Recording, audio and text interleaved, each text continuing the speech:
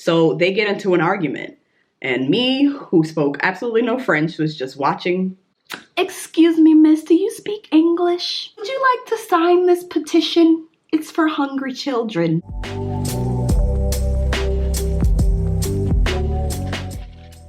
I look like a dog. Hello and welcome. My name is Kendra und ich bin deine Lieblingsausländerin, coming back to you with another video. So, happy Halloween. I was thinking about talking about some of the differences between Halloween in Germany and Halloween in the US, but honestly, I've never had like a proper Halloween in Germany. When I was in Berlin, like we went out, but it wasn't to a Halloween party. It was a club with Halloween decorations.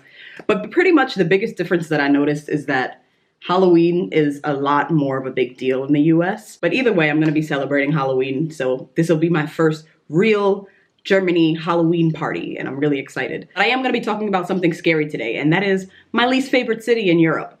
So I was thinking about my favorite city, which I'll talk about in another video, but spoiler alert, it's Prague. And then I thought about my least favorite city and how much I hate it and how much I never want to go back, but I might because I've already been there twice. I don't know if this is an unpopular opinion or not, because everybody I know seems to either really, really love the city or just feel indifferent about it.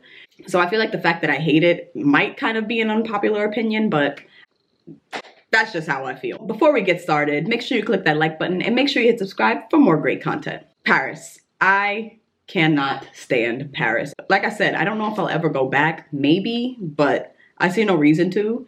And there are a few different reasons why I don't like Paris. Story time. The first time I came to Europe, I had stars in my eyes, of course.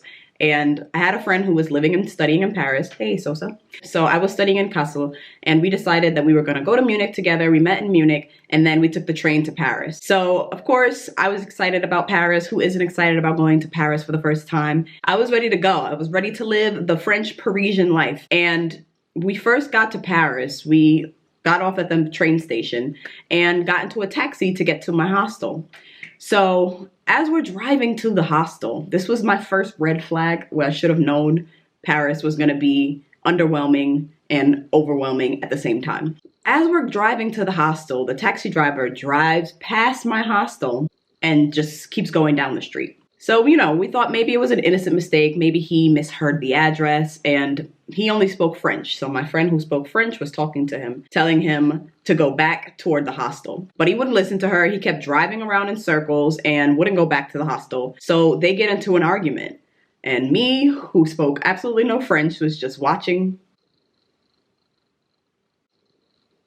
and trying to figure out how I was going to get to my hostel. We were exhausted. We had been on the train for hours and we were ready to go to bed. So eventually the taxi driver stops the car, kicks us out of the taxi, and starts demanding that we pay him. So I was ready to pay him, but my friend was really mad at him. Obviously, she understood what was going on, and I didn't, and she's screaming at him in French. And eventually, this guy comes up to us, a French guy comes up to us speaking English, and she explained to him that the taxi driver wouldn't let us out of the taxi because he was trying to run the meter and left us a block or so away from the hostel.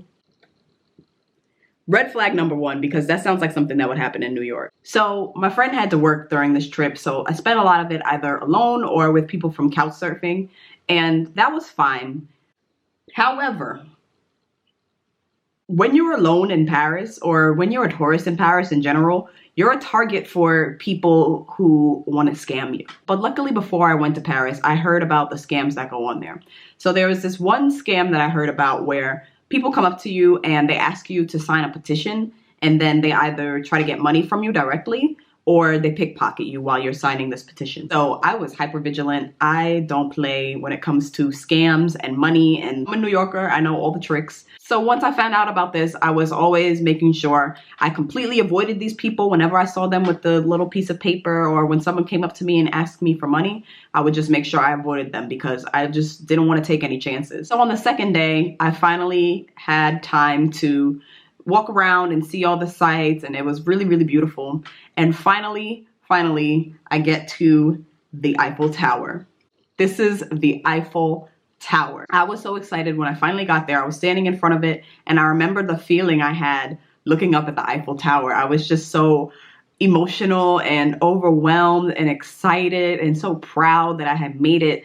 And I just couldn't believe I was looking up at the Eiffel Tower. And then someone comes up to me with this stupid little piece of paper. Excuse me, miss, do you speak English? Would you like to sign this petition? It's for hungry children. So I responded in the only way that I knew how. Es tut mir leid, ich verstehe dich gar nicht. And that was also a very proud moment for me because the next thing this person said was, oh, you're from Germany. Okay. I actually convinced this person that I was German and didn't understand them, and he walked away. But can you imagine finally getting to this point in life where you just feel like, I made it, I did it.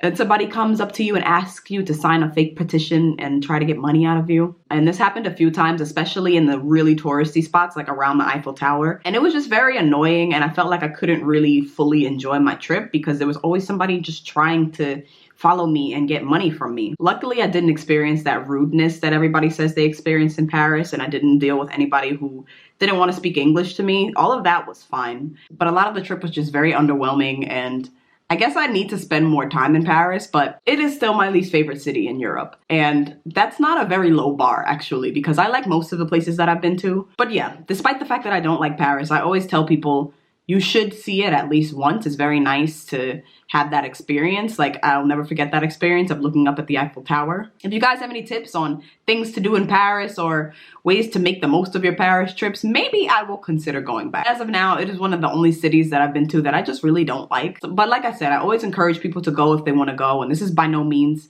an attempt to convince people not to go, but I just really didn't like it. Yeah, so maybe next time when I get some good tips and I can stay there a little bit longer, I'll enjoy Paris. But thank you guys for listening to my very random rant about why I don't like Paris.